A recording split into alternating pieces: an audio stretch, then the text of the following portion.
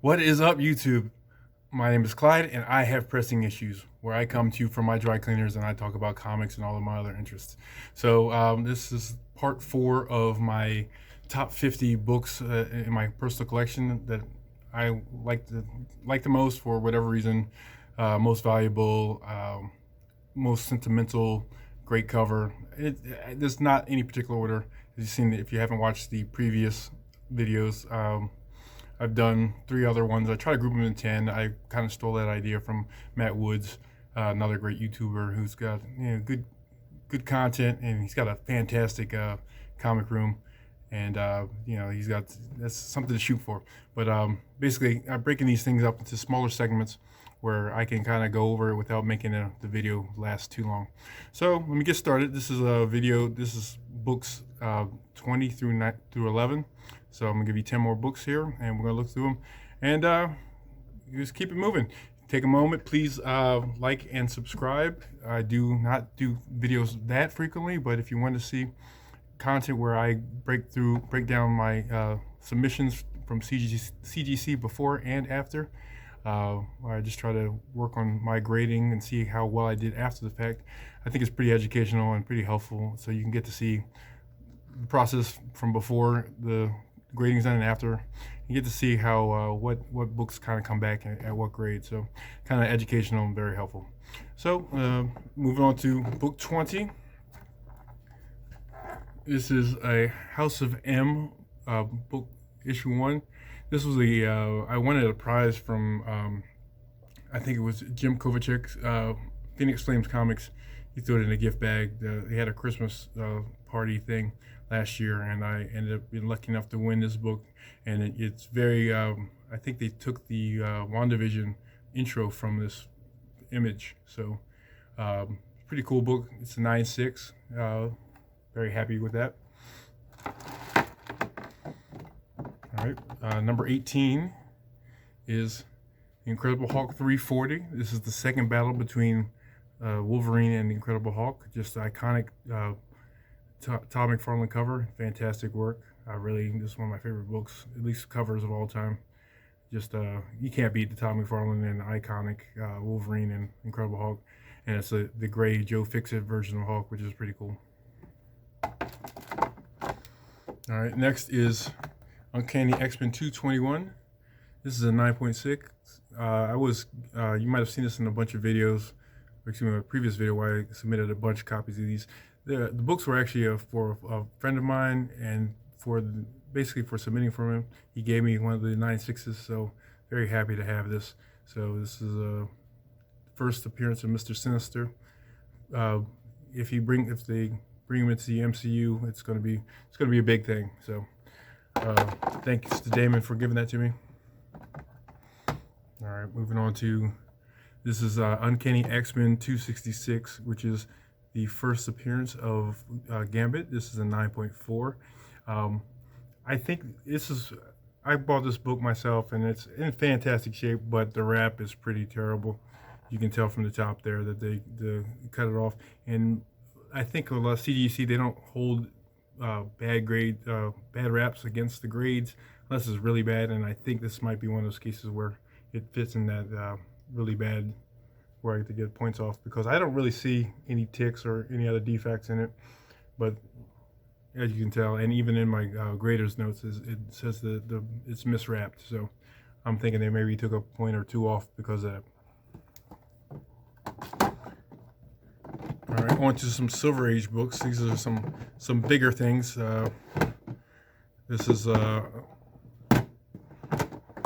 Avengers number 9. This is the first appearance of Wonder Man, and he actually dies at the end of it. So it's the grand opening and grand closing of Wonder Man. So this is a first appearance of him, but don't worry, he does come back. So you can sleep at night knowing that Wonder Man will be back. They did allude to him a little bit in WandaVision. I think there's a picture of Simon. I forget his last name, but he's in the picture on the wall in one of the houses in WandaVision. And it's at 3.0. Moving on to the next book, and this one was quite disappointing because, as I always, when I did the submission video, when I was describing this book, I was telling everybody to make sure you count your pages and make sure that everything's there, because you don't want to end up with a qualified grade. So what happened was, this is Avengers 10. It's missing a pinup. In the middle of the book, there was a poster, I think, of Captain America, but somebody back in the 60s probably pulled it out and put it on their wall. You know, they curse those kids for enjoying their books back when they bought them. But when I was counting the pages, I'm either miscounted or must have missed that page, or misunderstood how many pages were supposed to be in it. So I missed it was in there, and it gave me a 4.0 qualified label, which means that it didn't affect the story, because if it would affect the story, it'd be down to a 0.5. But you know, I'm happy with the grade, but I'm a little bit disappointed it was missing. It doesn't affect the story at all, but pretty cool to have. This is the first appearance of Mortis, who is also Kang, and he all changes his names like every other issue. So it's also the first appearance of Baron Zemo, Enchantress. I'm sorry, Baron Zemo, Enchantress, and the Executioner also appear. So moving on to Avengers 11. This is a co-starring Spider-Man, and as I pointed out in my other videos, this is not really Spider-Man. It's a spider bot, which was created by Kang, or it was a creation by him, so it's not really Spider-Man. So to call it Spider-Man is a little bit of a trick, but you know, I guess whatever they can do to sell issues, they're happy to. So this is a 3.5 blue label, but yeah, these books came back. They're kind of yellow, but I'm overall pretty happy with it. This is cream and off-white pages. All these Avengers, I think, came back as cream and off-white, yeah. And then the last 3 books may be in that same ballpark. So they're all Silver Age, which means they're older than me, which I know, is that possible? Yeah, they're older than me. This one is Fantastic Four 48. It's a big book. This is the first appearance of Silver Surfer. It's got a cameo of Galactus also. Cover's kind of meh. Not a huge fan of the cover. The Watcher's doing some sort of weird disco pose, but and he's got this vacant look in his eyes.